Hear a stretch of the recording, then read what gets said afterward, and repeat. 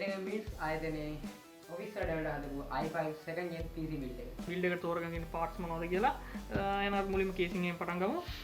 අපි casing එක විදිහට brand new wiper 17/16 කියන casing එක තෝරගෙන තියෙනවා. ඇත්තටම මේක mini casing එකක්.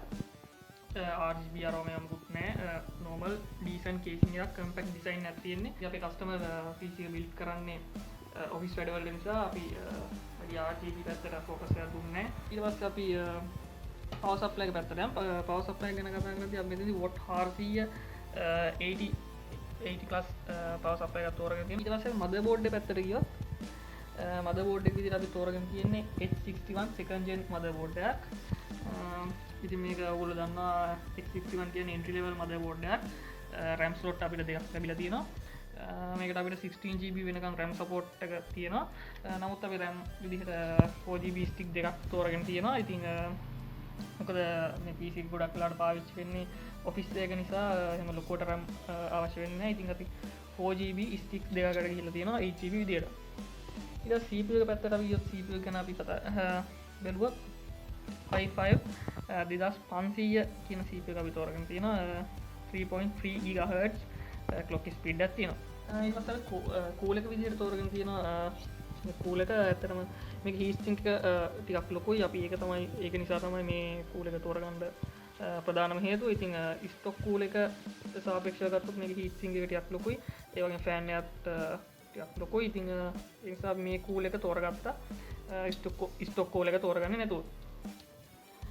ඊට පස්සේ අපි hard drive එක විදිහට 500GB SATA hard drive තෝරගෙන තියෙනවා.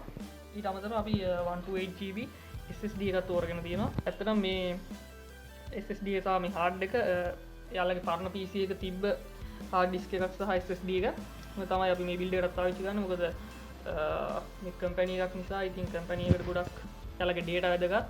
ඒ නිසා ඉතින් අපි මේකට අලුත් hard disk එකක් SSD එකක් දාන්න යන්නේ නැහැ. මොකද ඒ වුණොත් එයාලගේ data ගන්න වෙන්නේ නැති නිසා සහ මේවා health එක හොඳ මට්ටමේම තියෙනවා. කියන්නේ මේ දෙකේම health එක 100%ක්ම තියෙනවා. ඉතින් අවශ්‍ය වෙන්නේ නැහැ අලුත් SSD සහ hard එකකට යන්න. ඊට පස්සේ මේ build එකේ විශේෂම දේ වෙන්නේ මේක. අපි මේකට 650 VA ProLink UPS එකක් පාවිච්චි කරනවා. ඇත්තට මේක line interactive UPS එකක්. UPS වල වර්ග ගැන අපි වීඩියෝක් ඉස්සරහට පුළුවන් වුණොත් දාන්නම්. ඒ කියන්නේ line interactive online UPS ගේ වර්ග ගොඩක් තියෙනවා. ඉතින් ඒවා ගැන අපි වෙන වීඩියෝක් පුළුවන් වුණොත් දාන්න. ඉතින් මේක අපි අනිවාර්යයෙන්ම තෝරගෙන තියෙනවා. මේක brand new 2 year company warranty එක තෝරගෙන තියෙනවා. මොකද company එකට වැඩ කරනකොට ඔයගොල්ලෝ දන්නවා යාලා ගොඩක් sensitive data එකත් එක්ක තමයි වැඩ කරන්නේ company එකේ. ඉතින් මේ වගේ වෙලාවක power එක cut වෙලා ඒ data වලට මොනවා හරි හානියක් වුණොත් ඒක ආයතනයට ලොකු පාඩුවක්. ඉතින් ඒක නිසා මේ build එකේ අපි brand newම UPS එකක් පාවිච්චි කරන්න තීරණය කරා. තමතරකින් කේබල් ගැන කතා කරොත් එහෙම ලොකුවට කතා කරන්න දෙයක් නෑ. power cable එක සහ SATA cable තුනක් පාවිච්චි කරලා තියෙනවා. හරි එහෙනම් අපේ PC build එකට